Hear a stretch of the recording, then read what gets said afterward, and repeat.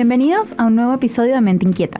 Somos Camila Álvarez y Karina Delgado, y con nuestro podcast buscamos crear un espacio donde podamos hablar abierta y honestamente sobre un tema que es muy importante para nosotras y para muchas personas en todo el mundo: la ansiedad. A lo largo de los episodios exploraremos diferentes aspectos de la ansiedad, cómo afecta nuestra vida diaria, cómo podemos manejarla y mucho más. Así que prepárense para una conversación franca y sin filtros.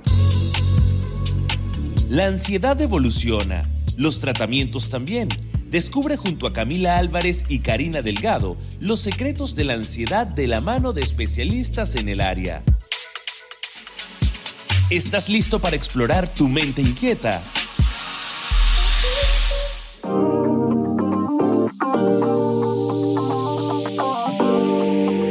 Hemos llegado al cuarto episodio de Mente Inquieta. Ya estamos en la recta final y hoy nos acompaña un invitado muy especial, el doctor Luis Madrid Perosa, psiquiatra y psicoterapeuta especialista en trastornos del estado del ánimo y problemas afectivos, con quien hablaremos sobre los diferentes trastornos de ansiedad y sus tratamientos. De verdad, muchísimas gracias por acompañarnos hoy. Es todo un honor poder conversar con usted. Gracias a ustedes por la invitación. Para mí, la verdad que es un gusto. Gracias. Bueno, entonces para ir adentrándonos de una vez en las preguntas, la primera pregunta que le tenemos es: ¿cuáles son los trastornos de ansiedad más comunes y cuáles son los síntomas más frecuentes en cada uno de ellos? Ok, fíjate, los trastornos de ansiedad, porque una cosa es tener miedo, ok, que es una reacción normal cuando hay una situación evidente de amenaza o peligro. Es normal tener miedo, ok. Porque el miedo de alguna manera es una emoción que te permite prepararte para defenderte, para huir o para tomar alguna medida y resolver la situación de amenaza o peligro, ¿no? Por ejemplo, un animal que te va a atacar, o una persona te va a agredir, o una situación determinada. Luego tenemos lo que llamamos ansiedad adaptativa o ansiedad funcional o fisiológica, que es cuando hay una situación de expectativa o expectancia, ¿ok? O hay incertidumbre o una situación nueva, por ejemplo, como una entrevista o una situación nueva donde voy a conocer un grupo de gente con la cual no he contactado. Es normal sentir esa ansiedad que me prepara para adaptarme a esa situación y para poder afrontarla de manera asertiva. Y en tercer lugar tenemos lo que llamamos trastornos de ansiedad, que es cuando ya el miedo o esta ansiedad comienza a presentarse de una manera intensa, permanente, duradera o recurrente, ¿ok? Y que comienza a producir un nivel de sufrimiento muy elevado o que produce una perturbación en el funcionamiento del individuo.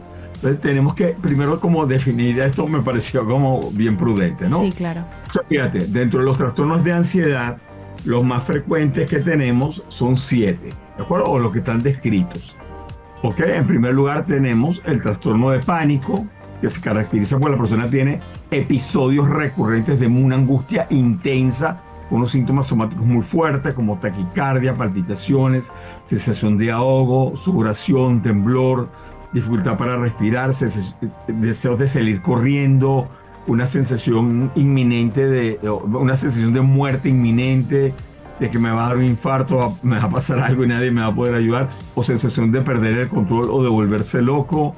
Otras sensaciones son ganas de ir al baño inmediato, porque bueno, es como un ataque de miedo agudo sin ninguna razón, ¿ok? Que puede durar unos minutos, luego se va, queda como una ansiedad anticipatoria que me puede dar otra vez el ataque, pero el ataque se va. Pero es una enfermedad recurrente. A diferencia de otro trastorno, que es el trastorno de ansiedad generalizada, el segundo tipo, ¿ok?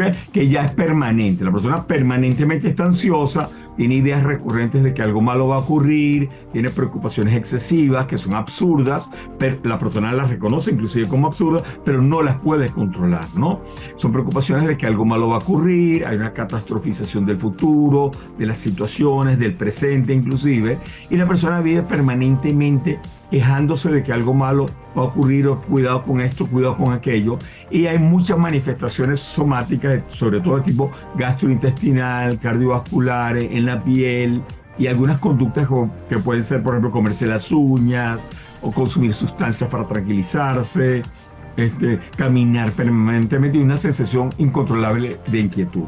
El otro trastorno que vemos con bastante frecuencia, que en algunos países es la primera, ¿ok? En nuestro país generalmente vemos más trastornos de pánico y trastornos de ansiedad. Okay. Pero en otros países, por ejemplo, las fobias simples o fobias específicas, que son las clásicas fobias, donde el individuo tiene un miedo intenso, absurdo, irreductible ante la argumentación lógica, incontrolable, y además el paciente se paraliza cuando hay un estímulo determinado. Por ejemplo, fobia a los insectos, fobia a las cucarachas, fobia a la oscuridad, fobia a quedarse solo, fobia a los truenos, a los rayos, a la lluvia. Las personas pueden hacer selectivamente algún tipo de fobia, pero generalmente está limitado a alguna situación en particular, algún evento o algún sujeto o algún animal en particular, ¿no? Y la angustia que da es un verdadero ataque de pánico. El individuo lo reconoce como irracional, pero no lo puede controlar. Entonces, el mecanismo fundamental de la gente con fobia simple o específica es la evitación. Evita exponerse a esa situación. El otro tipo de fobia que se categoriza al lado es la agorafobia. La agorafobia se ve como un trastorno aparte a la fobia simple específica, porque tiene una fisiopatología distinta, una fenomenología psicológica distinta, y el tratamiento inclusive es distinto, ¿no? La agorafobia se caracteriza por un miedo intenso, irracional, irreductible, absurdo, paralizante ante espacios abiertos, cerrados o difíciles de escapar, o donde hay multitudes. Por ejemplo, un estadio, un cine, la cabina de un avión, el embotellamiento del tráfico en una carretera o una autopista. Inmediatamente la gente se siente como ahogada, o de que algo malo va a ocurrirme y no voy a poder escapar.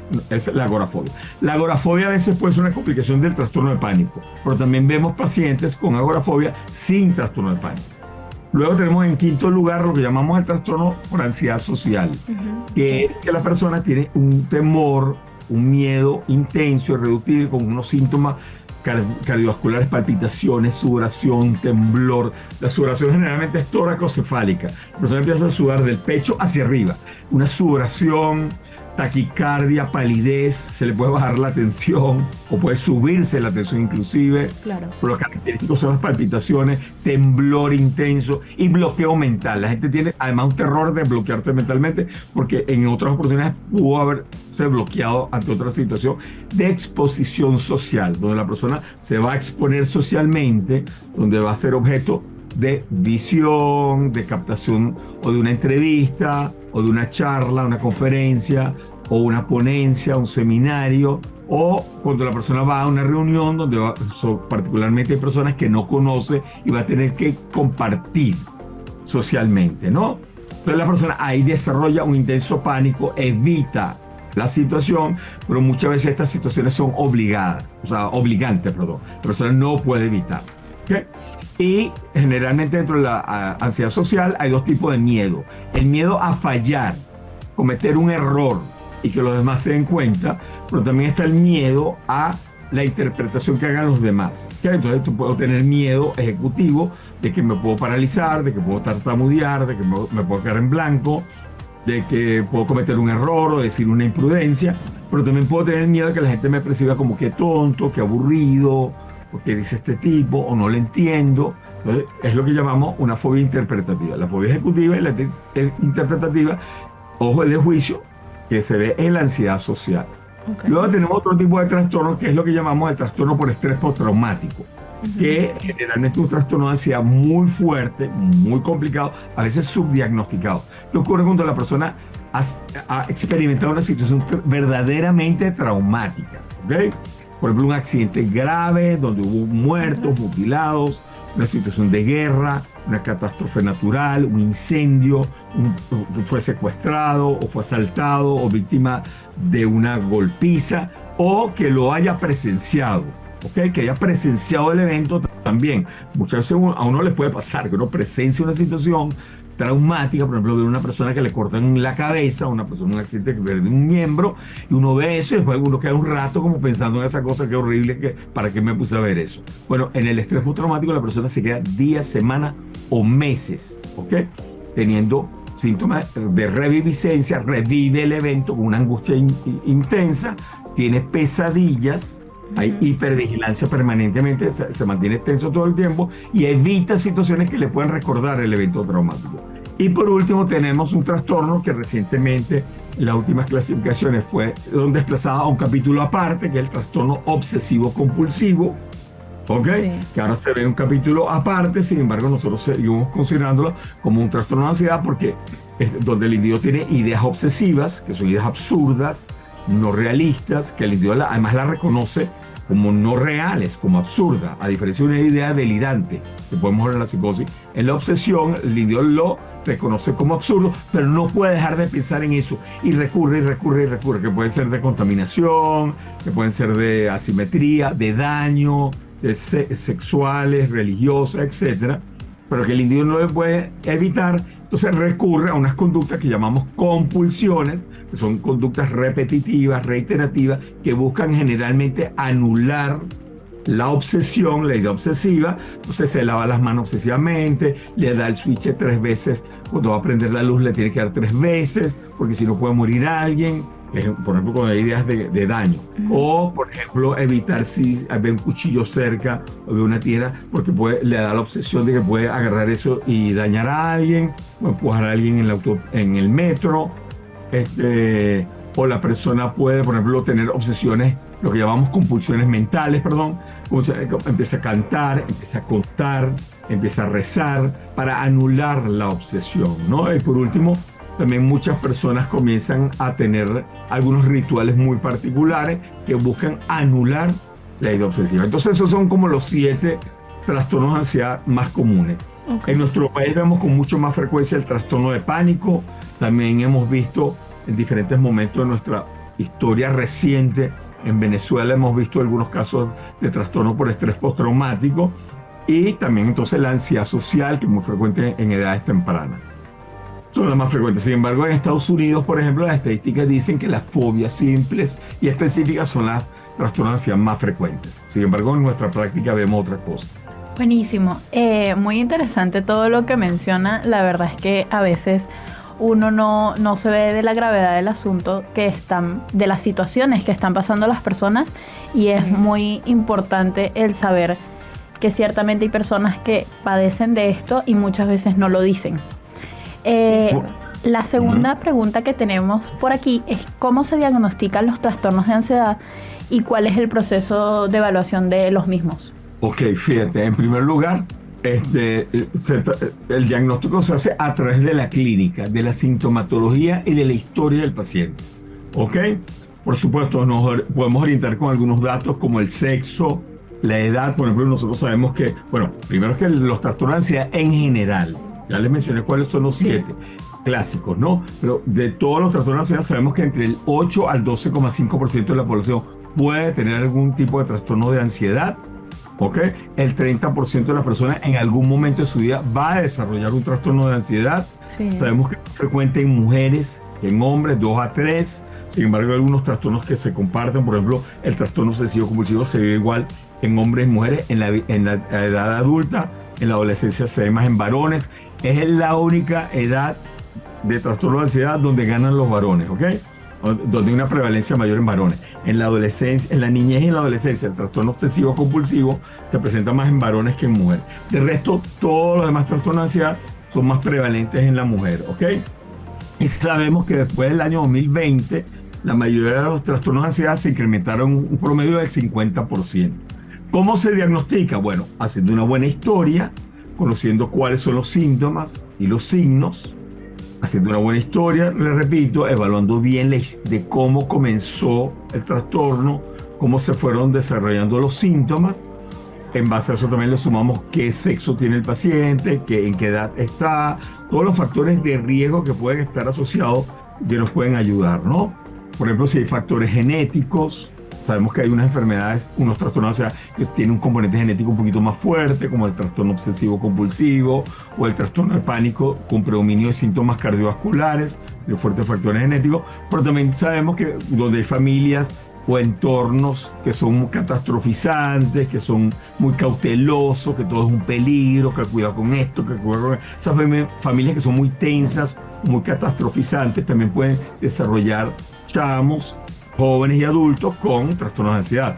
También sabemos que personas que han tenido eventos traumáticos durante la infancia, Por ejemplo, niños que han perdido tempranamente uno de sus padres o han experimentado alguna situación traumática en la infancia, que han sido víctimas de bullying, o o niños que han presenciado una situación de abuso sexual, o han sido víctimas de abuso sexual o abuso físico, niños que vienen de familias donde hay problemas de violencia intrafamiliar o de abuso de drogas y alcohol en la familia, también, ¿de acuerdo?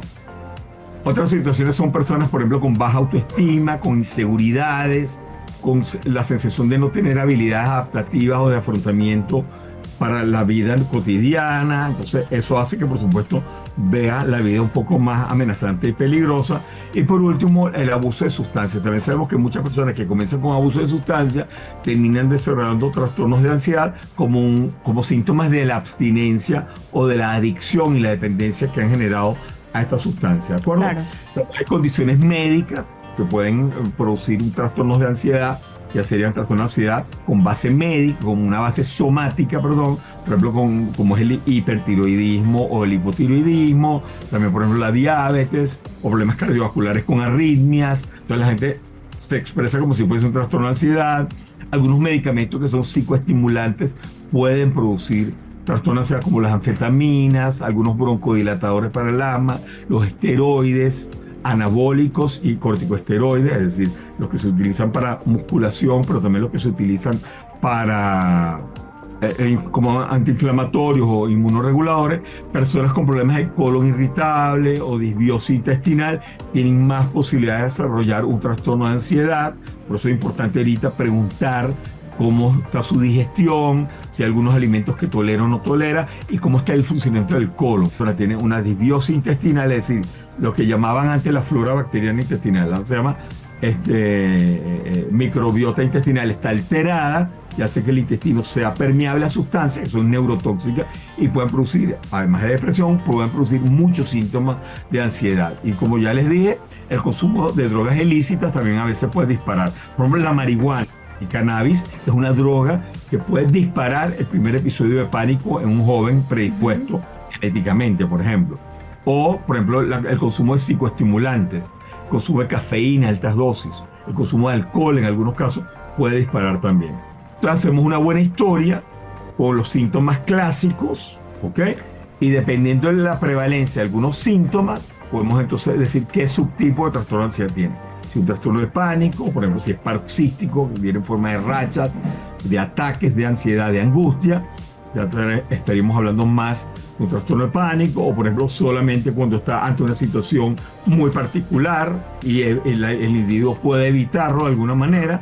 Eso estamos hablando de una fobia, o una ansiedad social, o una agorafobia, o si es una ansiedad continua, permanente, entonces una ansiedad generalizada, o si es después de una situación traumática, un estrés postraumático. Entonces hacemos una construcción de eso, pero tenemos que primero recoger cuáles son los síntomas y signos y cómo fue evolucionando esa enfermedad, también dependiendo, como les dije, de la edad, del sexo y de algunos otros datos demográficos del individuo. Claro, ahora una vez que ya se sabe, se diagnostica qué tipo de trastorno de ansiedad sufre la persona, ¿cuáles son las opciones de tratamiento más efectivas? Ok, fíjate, el tratamiento es multimodal porque definitivamente los trastornos de ansiedad, a pesar de que algunos tengan mayor prevalencia de influencia genética, fíjate, es importante aclarar que lo que se hereda es la predisposición, no se hereda el trastorno, se hereda una predisposición a desarrollar el trastorno, ¿de acuerdo? Entonces es muy importante porque a esa predisposición genética tienen que agregarse lo que llamamos gatillos o disparadores, que ahora hablamos mucho de lo que llamamos factores epigenéticos, cosas que ocurren alrededor para que esa genética se exprese, ¿de acuerdo? Entonces tenemos que influir sobre la parte biológica, porque los trastornos de ansiedad tienen como muchos componentes. Están, como ya les dije, la historia del paciente, que haya desarrollado una situación traumática, ansiogénica, catastrofizante, que el individuo también es inseguro, tiene una autoestima baja. Entonces hay que trabajar con psicoterapia. Muchos de estos pacientes, la mayoría, necesitan o son susceptibles a la psicoterapia. Se recomienda en estos momentos más la psicoterapia, lo que llamamos terapia cognitivo-conductual, que es la que ha demostrado mayor eficacia en estos pacientes. El tratamiento va mucho más directo al síntoma, al nivel de sufrimiento y a las ideas que son las que producen el disparo de la ansiedad, pero también se hacen intervenciones a nivel familiar, de funcionamiento, del enfrentamiento de situaciones que le generan ansiedad a través de la terapia cognitivo-conductual. También se utiliza la terapia interpersonal, ¿ok? Con buenos resultados también en trastornos de ansiedad. Estoy hablando de las psicoterapias, ¿no?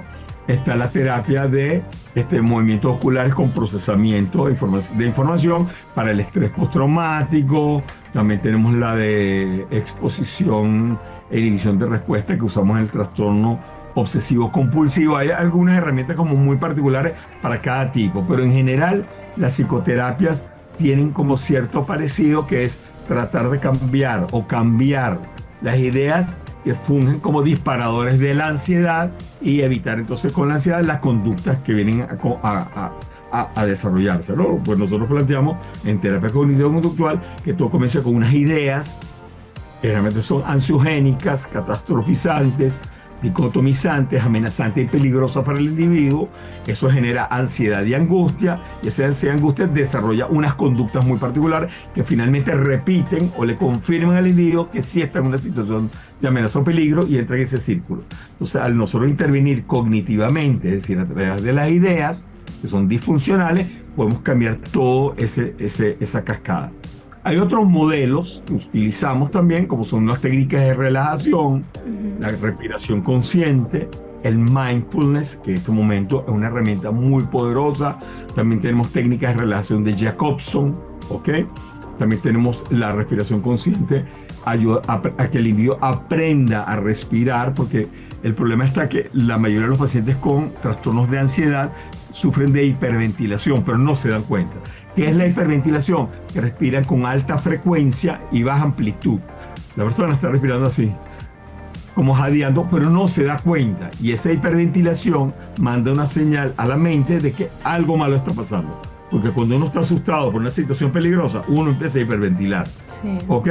Entonces esa hiperventilación dispara la ansiedad. Entonces hay que enseñar al individuo a respirar profundo y lentamente. ¿Ok? Entonces está la famosa técnica del 7-4-6, ¿no? De respirar, inspirar 7, aguantar durante 4 y después expirar en 6 o en 5.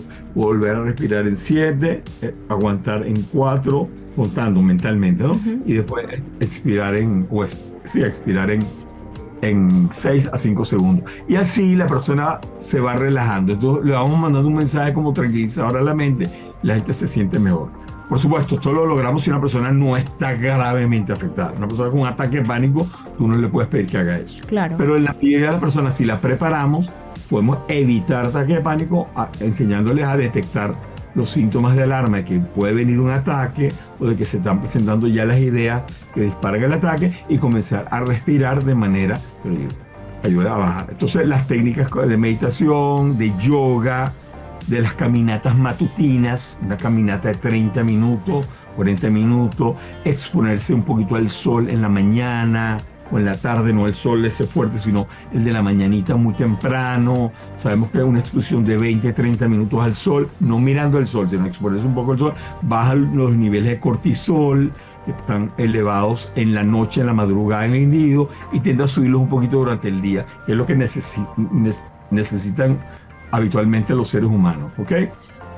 Además de esto, en algunos casos tenemos que hacer intervenciones con fármacos, con farmacoterapia, ¿ok? Entonces tenemos la psicoterapia, tenemos la farmacoterapia. La farmacoterapia normalmente utilizamos medicamentos que no son psicotrópicos. Esto es importante decirlo porque mucha gente piensa que los psiquiatras solamente utilizamos drogas o sustancias que van a generar dependencia y que van a embobar a la persona, que la van a tener toda dopada. Y eso es prácticamente historia de la psiquiatría. Puede ser que antes no se conocía muy bien el funcionamiento del cerebro, de la mente, de las neurociencias, cómo funcionaba el cerebro y por qué se enfermaba. ¿Ok? Actualmente tenemos un conocimiento avasallante de las neurociencias y sabemos qué áreas del cerebro están disfuncionales, cuáles otras no, y nos apoyamos en las que están funcionando mejor y hacemos intervenciones en el área cerebral que esté más afectada, ¿de acuerdo? Y para ello utilizamos con mucha frecuencia inhibidores de la recaptación de serotonina o inhibidores duales que eso lo debe determinar el médico tratante, que recomendamos que sea un especialista en salud mental, ya sea un psiquiatra o un psicólogo clínico, ¿ok? Ahorita hay la emergencia de una cantidad de gente que son coach, que son terapeutas, pero no tienen ninguna formación en salud mental, ni psicólogos, ni médicos, ni psiquiatras, y hay que tener muchísimo cuidado con esto, ¿no? Y también la emergencia de algunas pseudociencias que están por ahí en boga, que también están llegando muchos pacientes a la consulta que han pasado por esos tratamientos, por ejemplo, de limpieza, que sí, de glándula pineal, o que colocación de cristaloterapia. Yo no digo que eso no funcione para otras cosas, puede ser que para otras cosas funcione, pero para un trastorno de ansiedad, lo que estamos haciendo es postergando que el individuo reciba la atención adecuada, ¿okay? Entonces, los fármacos que utilizamos generalmente son estas sustancias que normalmente van a hacer que los niveles de serotonina y de noradrenalina suban en el cerebro y el individuo pueda sentirse más tranquilo. Como no son psicotrópicos, esta sustancia a veces tarda unos días o inclusive semanas en verse el efecto. Pero la verdad que es un efecto bastante importante, sobre todo en pacientes que tienen síntomas moderados o graves, se ven muy favorecidos para poder entrar en terapia. Cuando una persona tiene una angustia muy fuerte, la terapia no entra, no puede hacer psicoterapia. Entonces, en esos casos tenemos que hacer intervención farmacológica, regular los neurotransmisores, que en este caso son la serotonina y la noradrenalina cerebral, para que el individuo pueda entrar en el proceso de terapia. ¿Ok?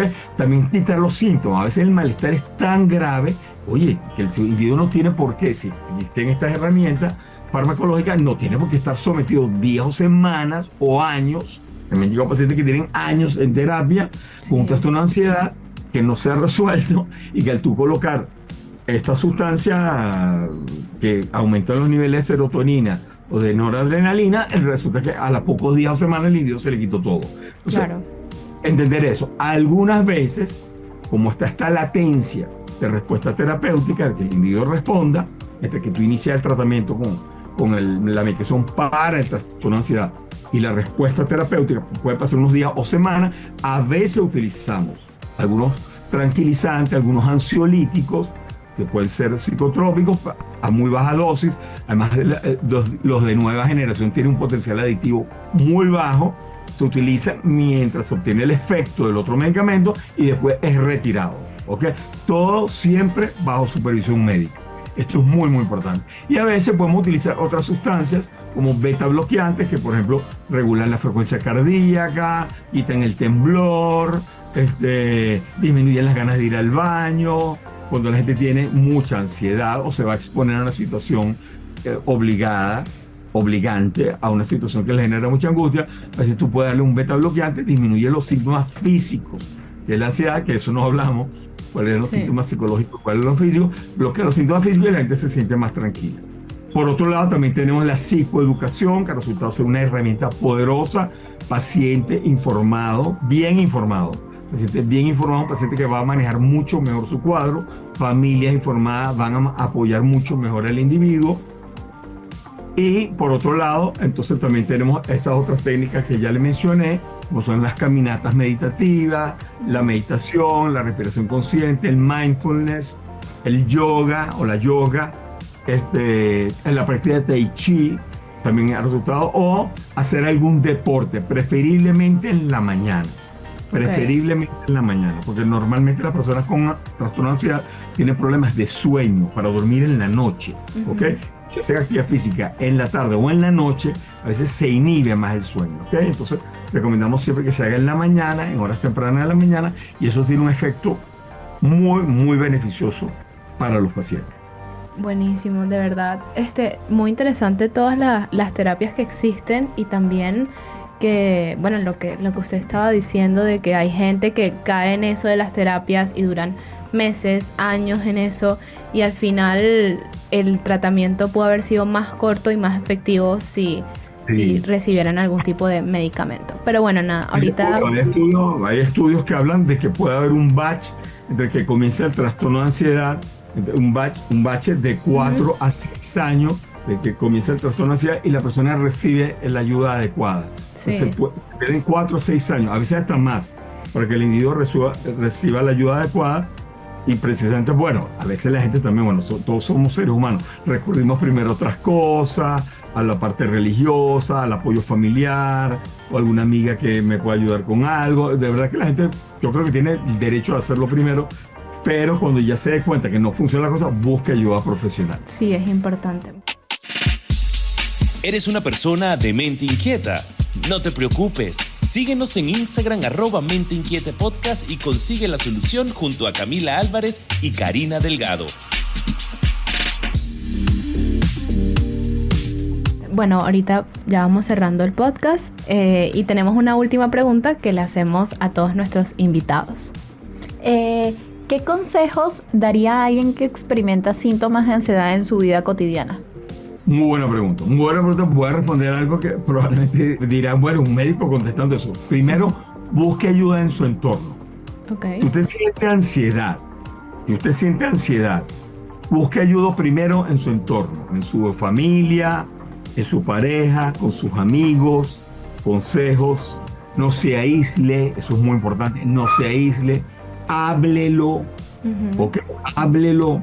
¿Por qué? Porque muchas personas que tienen ansiedad sienten que si se expresan eso es una señal de debilidad, de que no me van a entender, de que se van a burlar, de que me van a ver frágil, de que no me van a considerar a la hora de una situación importante, de formar equipo, no me van a tomar en cuenta porque, bueno, es que es muy nervioso, muy nerviosa. Entonces, ese estigma hay que quitárselo. Hablar es uno de los primeros pasos, hablar con alguien.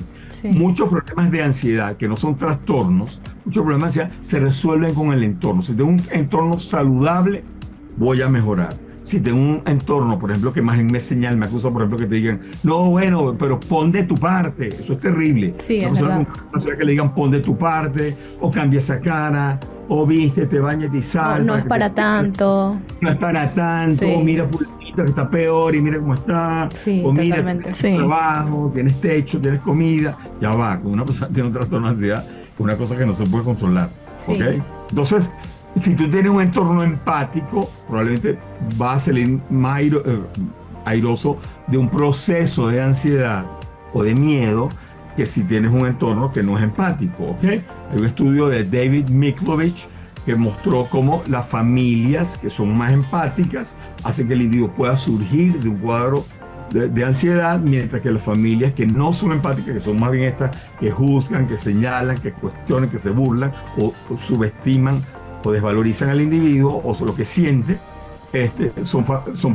hacen que el individuo más bien pueda caer en un cuadro de depresión o en un cuadro de una adicción a una sustancia. Entonces, es un estudio bien interesante. Entonces, el entorno ayuda. Entonces, en primer lugar, eso. Levántese temprano, no se aísle, haga actividad física, tenga hábitos saludables, no consuma sustancias, no consuma drogas, coma sano. Intente usted resolver, a ver si con un mecanismo intrínseco usted puede resolver el asunto. Si usted ve que pasan 2, 3, 4 semanas y persiste los síntomas, busque ayuda. Ahora, si usted tiene síntomas graves, importantes desde un comienzo, busque ayuda profesional desde un comienzo, ¿ok? Eso es importante. Si usted comienza a tener ataques de pánico, que son ataques de palpitación, taquicardia, sensación de que no puede respirar, ganas de ir al baño, de salir corriendo, o una sensación inminente de muerte, de que me voy a volver loco o de que voy a perder el control y empiezo a gritar o me pongo nervioso, busque ayuda inmediatamente. Eso evidentemente no se va a reducir con el apoyo del entorno. Entonces, dependiendo de la intensidad, de la magnitud, busque ayuda en sus propios mecanismos y con su propio entorno, o si no, busque ayuda inmediatamente. Si usted ve, además que si el entorno no lo ayuda, busque ayuda profesional. Es una de mis recomendaciones. Lo otro es entender que una cosa es tener miedo, ¿okay? O estar pasando por una situación de estrés, y otra cosa es tener un trastorno de ansiedad, ¿okay? Sí. Porque probablemente si estoy pasando por miedo o por una situación de estrés, tengo que resolver eso que me produce miedo o estrés, tengo que atender esa situación además para que se resuelva el malestar subjetivo. Pero si tengo un trastorno de ansiedad, ya probablemente necesita farmacoterapia, psicoterapia, intervenciones cognitivas, EDMR, por ejemplo, si tiene un estrés postraumático, o terapia cognitiva conductual, si es un trastorno de ansiedad. Entonces, busque ayuda profesional. El tener un trastorno de ansiedad, que son los trastornos más frecuentes en psiquiatría, no es la depresión, No es la esquizofrenia ni el trastorno bipolar. Son las adicciones. Los trastornos más frecuentes en psiquiatría, para que sepan, son los trastornos de ansiedad. Entonces, seguramente alrededor nuestro hay alguien que tiene un trastorno de ansiedad. ¿Ok? Porque sabemos que el 30% después del 2020, el 30% de la población tiene un trastorno de ansiedad. Es decir, 3 de cada 10. Es decir, de 10 personas que están a mi alrededor, probablemente hay 3 que tienen algún tipo de trastorno de ansiedad. Es más frecuente de lo que pensamos. Entonces, también tenemos que ser empáticos. Sí, es la otra recomendación. Oye, si vemos que alguien tiene un trastorno de ansiedad, no nos burlemos, no les descalifiquemos, no le digamos, propon de tu parte. Eso es lo peor que le puede decir una persona con un trastorno de ansiedad. Propon de tu parte. Porque si pudiera poner su parte, no estaría en esa situación. Claro. O esa cara, o piensa de otra manera. No, mira, yo estoy aquí, ¿qué podemos hacer? Vamos a buscar ayuda profesional. O mira, estoy aquí al lado tuyo, estoy contigo. A veces una compañía silenciosa hace más que empezar a decir una cantidad de cosas.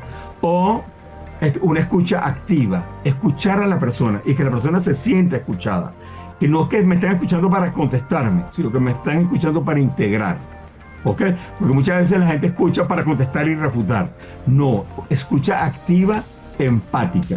¿Ok? Entonces también si tenemos una persona cerca de nosotros, en nuestra familia, en nuestro grupo cercano, de significativos, oye, vamos a ser empáticos, compasivos, no lo juzguemos, más bien tratemos de calmarlos, de relajarlos, de que se relajen, se sientan cómodos y si es necesario, invitarlos a buscar ayuda profesional. A mí me llega mucha gente acompañada con un amigo, una amiga, un familiar, un compañero de trabajo o de la universidad, para que sepan.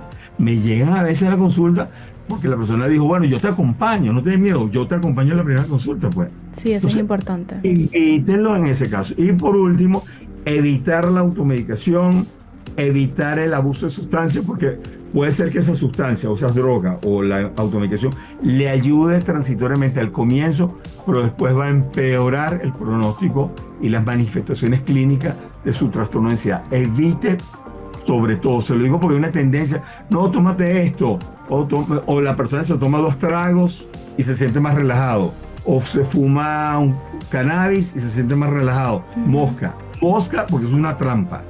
Eso es una trampa. Te puedes sentir relajado al comienzo, pero luego va a ser mucho peor la ansiedad.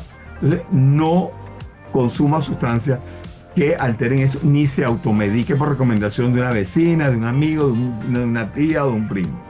¿Ok? Vale, muchísimas gracias. Recomendaciones, ¿ok? Y tener estilo de vida saludable. Y por último, para cerrar. Porque sé que me encadené un poco. Todo en la vida, todo en la vida es impermanente. Todo cambia. Hasta un trastorno de ansiedad puede cambiar. Tenemos que agarrarnos de eso. Porque muchas veces la gente piensa que no va a salir de esto. No. Sí. Todo eso tiene tratamiento, todo eso tiene salida. Lo importante es que si no la consigues por tu cuenta propia, busca apoyo para encontrarla. Bueno, muchísimas gracias por los consejos, por el tiempo y por todo el conocimiento que nos brindó en este episodio. De verdad, creemos que va a ser de mucha ayuda para la gente que lo escuche. También nos gustaría preguntarle de qué manera estas personas que nos están escuchando pueden contactarse con usted si creen que necesitan encontrar ayuda o sienten que están pasando por altos niveles de ansiedad. Ok.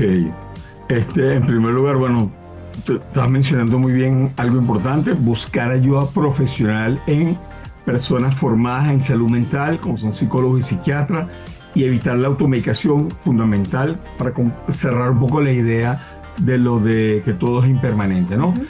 Me pueden contactar a través de mis redes sociales, no suelo dar mi dirección de trabajo ni mis teléfonos por cuestiones de ética, pero bueno, pueden contactarme a través de mis redes sociales. En mi Instagram estoy como @madridperosa.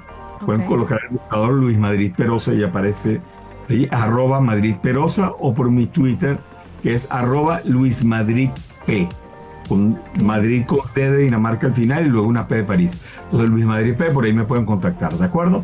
Y también a través del grupo Bipolares de Venezuela, que yo soy el coordinador médico de ese grupo también, que tenemos unas reuniones psicoeducativas mensuales. También me pueden contactar a través de ese grupo, ¿de acuerdo? Vale, bueno, muchísimas gracias. Muchísimas gracias. Gracias a ustedes por esta invitación, porque la verdad que es muy importante la psicoeducación. Es uno de los pilares fundamentales para que las personas puedan estar mejor, ¿no? Que estén psicoeducadas, que tengan la información, y ustedes definitivamente son una ventana mucho más poderosa para nosotros poder llegarle, en vez de llegar en micro como hacemos la consulta, poder llegar en macro, y eso nos permite a ustedes, los comunicadores sociales, los que se están formando, los ya graduados, los que están trabajando, los que hacen periodismo, reportajes de salud, y de verdad que más bien estamos agradecidos con ustedes. Bueno, muchísimas gracias y de verdad fue un placer haber conversado con usted. Igualmente para mí. Gracias a ustedes.